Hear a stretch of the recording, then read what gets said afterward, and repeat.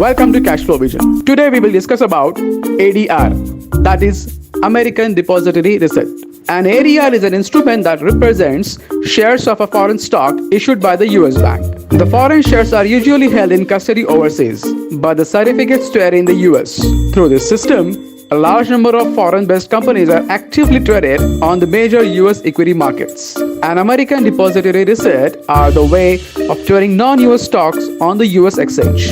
Through the ADRs, foreign companies who are willing to raise funds from the US can do so by issuing shares on the American Stock Exchange. The foreign companies may not directly list their common stocks on the International Stock Exchange. In order to overcome this problem, the companies give shares to an American bank. These American banks, in return for the shares, provide receipts to the companies. The companies can raise funds by providing those ADR receipts in American share market.